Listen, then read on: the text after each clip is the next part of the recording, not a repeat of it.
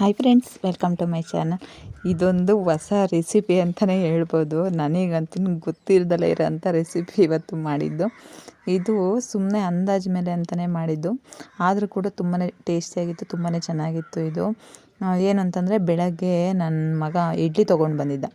ಇಡ್ಲಿ ನನಗೆ ಯಾರೂ ಬೇಡ ಅಂತಂದ್ಬಿಟ್ಟು, ನನ್ನ ಮಗಳೂ ತಿನ್ನಲಿಲ್ಲ, ನನ್ನ ಮಗನೂ ತಿನ್ನಲಿಲ್ಲ. ಇಡ್ಲಿ ಬೇಡ ಅಂತಂದ್ಬಿಟ್ಟು ಹಾಗೆ ಸುಮ್ಮನಾಗ್ಬಿಟ್ರು.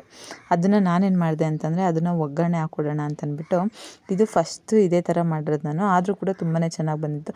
ಸೂರ್ಯವಂಶದಲ್ಲಿ ಈ ಫಿಲಮಲ್ಲಿ ಈ ಥರ ಮಾಡ್ತಾರೆ, ನೋಡಿರ್ಬೋದು. ಅದನ್ನು ನಾನೊಂದು ಸಲ ನೋಡೋಣ ಅಂತಂದ್ಬಿಟ್ಟು ಟ್ರೈ ಮಾಡಿದೆ. ಆದರೂ ಕೂಡ ತುಂಬಾ ಚೆನ್ನಾಗೇ ಬಂದಿತ್ತು ಅಂತಲೇ ಹೇಳ್ಬೋದು. ಅದಕ್ಕೆ ಈರುಳ್ಳಿ, ಹಸಿಮೆಣ್ಸಿನ್ಕಾಯಿ, ಕೊತ್ತಂಬರಿ ಸೊಪ್ಪು, ಸಾಸಿವೆ, ಸ್ವಲ್ಪ ಜೀರಿಗೆ ಮತ್ತು ಹಸಿದು ತೆಂಗಿನಕಾಯಿನ ಹಾಕ್ಕೊಂಡು ನಾನು ಅದನ್ನೆಲ್ಲ ಚೆನ್ನಾಗಿ ಫ್ರೈ ಮಾಡಿಕೊಂಡು, ಇಡ್ಲಿನ ಎಲ್ಲ ಸ್ವಲ್ಪ ನುಣ್ಣಗೆ ಇದು ಮಾಡ್ಕೊಬಿಟ್ಟು ಬಿಡಿಯಾಗಿ ಬಿಡಿಸ್ಕೊಂಡು, ಅದನ್ನು ನಾನು ಒಗ್ಗರಣೆಗೆ ಹಾಕ್ಕೊಂಡು ಎಲ್ಲ ಸ್ವಲ್ಪ ಎಣ್ಣೆ ಮುಂದೆ ಹಾಕ್ಕೊಂಡು ಅದನ್ನು ಚೆನ್ನಾಗಿ ಫ್ರೈ ಮಾಡ್ಕೊಳ್ತಾಯಿನಿ.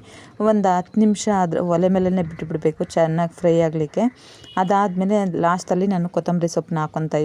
ನನ್ನ ಮಗ ಇನ್ನೂ ಇದ್ದರೆ ಕೊಡಮ್ಮ ಅಂತಾನೆ, ಇದ್ದಿದ್ದೇ ಒಂದು ಇಡ್ಲಿ, ಅದನ್ನು ಆ ಥರ ಮಾಡಿದ್ರೆ ತುಂಬ ಅಂದರೆ ತುಂಬಾ ಚೆನ್ನಾಗಿತ್ತು.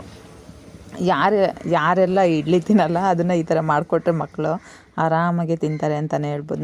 ನಮಗಂತೂ ತುಂಬಾ ಇಷ್ಟ ಆಯಿತು. ನಮ್ಮ ಮನೆಯವರು ಕೂಡ ಒಂದು ಸ್ಪೂನ್ ತಿಂದು ನೋಡಿದ್ರು ಹೆಂಗಿರುತ್ತೆ ಅಂತ. ಅವರು ಕೂಡ ತುಂಬಾ ಚೆನ್ನಾಗಿದೆ ಅಂತಂದ್ಬಿಟ್ಟು ಹೇಳಿದ್ರು. ಇದೇ ಫಸ್ಟ್ ಈ ಥರ ರೆಸಿಪಿ ನಾನು ಮಾಡಿರೋದು. ಇನ್ನೊಂದ್ಸಲ ಯಾವಾಗ ನೆಕ್ಸ್ಟ್ ಟೈಮ್ ತಂದಾಗ ಮಾಡಿಕೊಡು ಅಂತ ನಮ್ಮ ಮನೆಯವರು ಸಮೇತ ಕೇಳಿದ್ರು. ಆ ಥರ ಅಷ್ಟು ಚೆನ್ನಾಗಿತ್ತಂತೆ. ನಾನೇನು ಟೇಸ್ಟ್ ಮಾಡಲಿಲ್ಲ, ಅವರು ಟೇಸ್ಟ್ ಮಾಡಿದ್ರು. ಓಕೆ ಫ್ರೆಂಡ್ಸ್, ಈ ವಿಡಿಯೋ ಏನು ಅನ್ನಿಸ್ತು ಅಂತಂದ್ಬಿಟ್ಟು ನನಗೆ ಕಮೆಂಟ್ ಮಾಡಿ. ಯಾರೆಲ್ಲ ನನ್ನ ಚಾನಲ್ನ ಹೊಸ್ದಾಗಿ ನೋಡ್ತಾ ಇದ್ದರೆ ಸಬ್ಸ್ಕ್ರೈಬ್ ಮಾಡ್ಕೊಳ್ಳಿ. ಮತ್ತೊಂದು ವಿಡಿಯೋದೊಂದಿಗೆ ಸಿಗೋಣ. ಬಾಯ್ ಬಾಯ್. ಅದು ಚೆನ್ನಾಗೈತೆನಾ? ಸೂಪರ್ ಆಗೈತಮ್ಮ. ಓ, ಹೊಸ ರೆಸಿಪಿ ಇವತ್ತೇ ಫಸ್ಟ್ ಟ್ರೈ ಮಾಡಿರೋದು. ಅದು ಹೆಂಗಿರುತ್ತೆ ಅಂತ ಗೊತ್ತಿರಲಿಲ್ಲ, ಟ್ರೈ ಮಾಡಿದ್ವಿ. ಚೆನ್ನಾಗೈತಾ ಒಟ್ಟಿನಾಗೆ?